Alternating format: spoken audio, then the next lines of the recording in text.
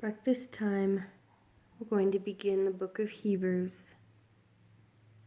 Elohim, having of old spoken in many portions in many ways to the fathers by the prophets, has in these last days spoken to us by the Son, whom he has appointed heir of all, through whom also he made the ages, who being the brightness of the esteem, in the exact representation of his substance, and sustaining all by the word of his power, having made a cleansing of our sins through himself, sat down at the right hand of the greatness on high. Having become so much better than the messengers, as he has inherited a more excellent name than them. For to which of the messengers did he ever say, "You are my son, today I have brought you forth"? And again, "I shall be to him a father, and he shall be a son to me"? And when he again brings the firstborn into the world, he says, "Let all the messengers of Elohim do reverence to him." And the messengers indeed he said, who is making his messengers spirits and his servants a flame of fire. But to the Son he says, "Your throne, O Elohim, is forever and ever. A scepter of straightness is the scepter of your reign. You have loved righteousness and hated lawlessness. Because of this, Elohim, your Elohim, has anointed you with the oil of gladness more than your companions. And you, Master, did find the earth in the beginning, and the heavens are the work of your hands. They perish, they shall perish, but you remain. And they shall all grow old like a garment, and like a mantle. You shall fold them up, and they shall be changed. But you are the same, and your years shall not fail. And to which of the messengers did he ever say, "Sit at my right hand until I make your enemies a footstool for your feet"? Are they not all serving spirits set out to attend those who are about to inherit deliverance? Because of this, we have to pay more attention to what we have heard, lest we drift away. For if the word spoken through messengers proved to be firm, and every transgression and disobedience received a right reward, how shall we escape if we neglect so great a deliverance, which first began to be spoken by the Master, and was confirmed to us by those that heard? Elohim also bearing witness both with signs and wonders, with various miracles and gifts of the set-apart Spirit, distributed according to his own desire. For it is not to messengers that he has subjected the world to come, concerning which we speak.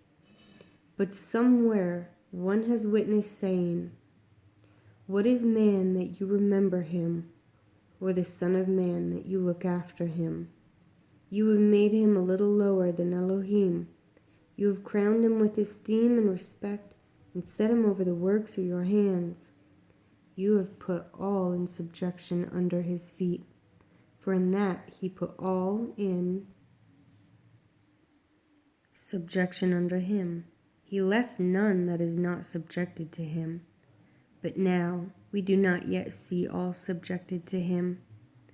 But we do see him who was made for a little while lower than the messengers, Yeshua, because of the suffering of death, crowned with esteem and respect, that by the favor of Elohim he should taste death for everyone. For it was fitting for him, because of whom all are, and through whom all are, in bringing many sons to esteem, to make the prince of their deliverance perfect through suffering.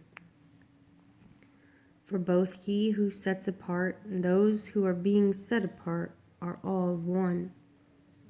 For which reason is he not ashamed to call them brothers, saying, "I shall announce your name to my brothers. In the midst Of the congregation I shall sing your praise to you. And again, I shall put my trust in him. And again, see, I and the children whom Elohim gave me. Therefore, since the children share in flesh and blood, he himself similarly shared in the same, so that by means of his death he might destroy him having the power of death, that is, the devil, and deliver those who throughout life were held in slavery by fear of death. For doubtless he does not take hold of messengers, but he does take hold of the seed of Abraham.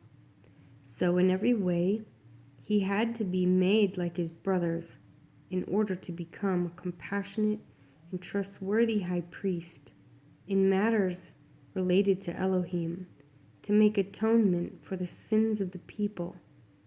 For in what he had suffered himself, being tried, he is able to help those who are tried.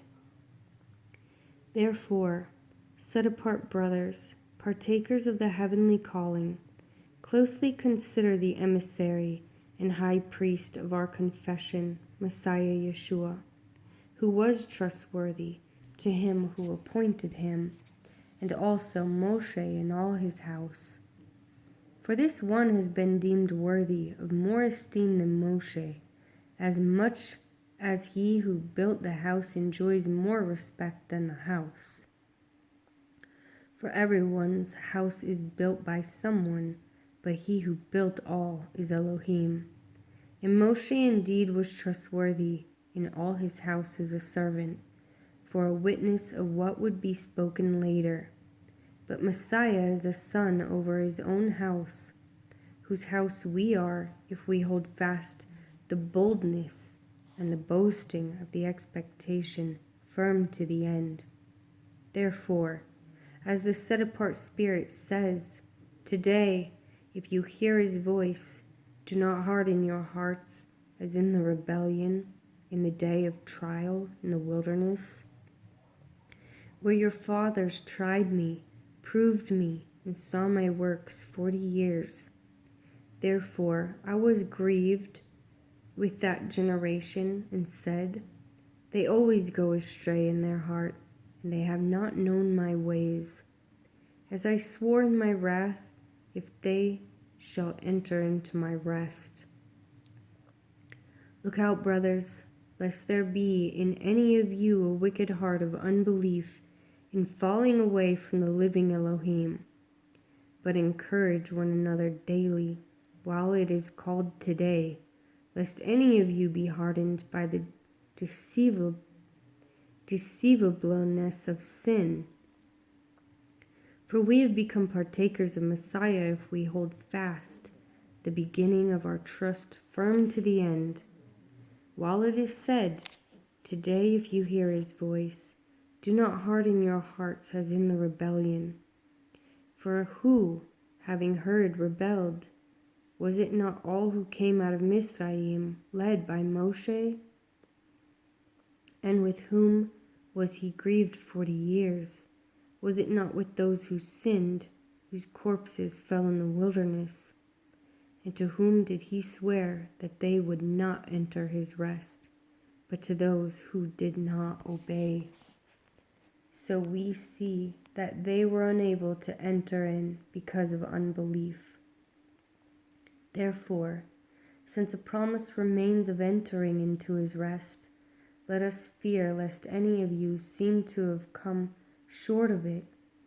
For indeed the good news was brought to us as well as to them, but the word which they heard did not profit them, not having been mixed with belief in those who heard it. For we who have believed do enter into the rest, as he has said, as I swore in my wrath, if they shall enter into my rest. And yet his works have come into being from the foundation of the world. For somewhere he has said thus about the seventh day, and Elohim rested on the seventh day from all his works. And in this again, if they shall enter into my rest. Since then it remains for some to enter into it, and those who formerly received the good news did not enter in because of disobedience. He again defines a certain day, today, saying through David so much later, as it has been said, "Today, if you hear his voice, do not harden your hearts." For if Yehoshua had given them rest, he would have spoken of another day after that. So there remains a Shabbat keeping for the people of Elohim. For the one having entered into his rest has himself also rested from the works, as Elohim rested from his own.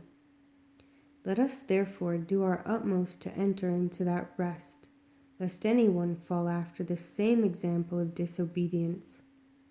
For the word of Elohim is living and working and sharper than any two-edged sword, cutting through even to the dividing of being and spirit, and of joints and marrow, and able to judge the thoughts and intentions of the heart. And there is no creature hidden from his sight, but all are naked and laid bare before his eyes, of him with whom is our account.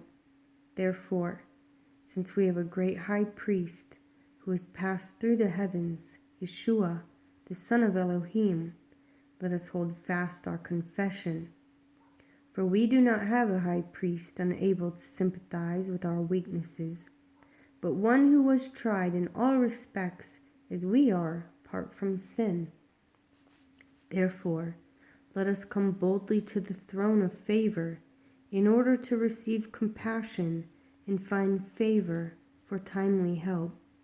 For every priest taken from among men is appointed on behalf of men in matters relating to Elohim, to offer both gifts and offering for sin, being able to have a measure of feeling for those not knowing and being led astray, since he himself is also surrounded by weakness. And on account of this he has to offer for sins, as for the people, so also for himself. And no one obtains this esteem for himself, but he who is called by Elohim, even as Aharon also was. So also the Messiah did not extol himself to become high priest, but it was he who said to him, "You are my son, today I have brought you forth." And he also says in another place, "You are a priest forever, according to the order of Melchizedek." Melchizedek, who in the days of his flesh, when he had offered up prayers and petitions with strong crying and tears to him who was able to save him from death, and was heard because of his reverent fear. Though, being a son, he learned obedience by what he suffered, and having been perfected, he became the causer of everlasting deliverance to all those obeying him. Having been designated by Elohim a high priest according to the order of Melchizedek, concerning whom we have much to say and hard to explain, since you have become dull of hearing.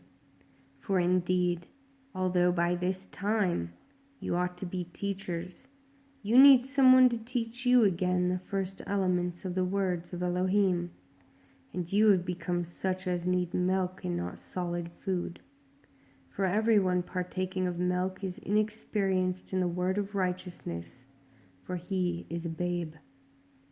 But solid food is for the mature, whose senses have been trained by practice to discern both good and evil.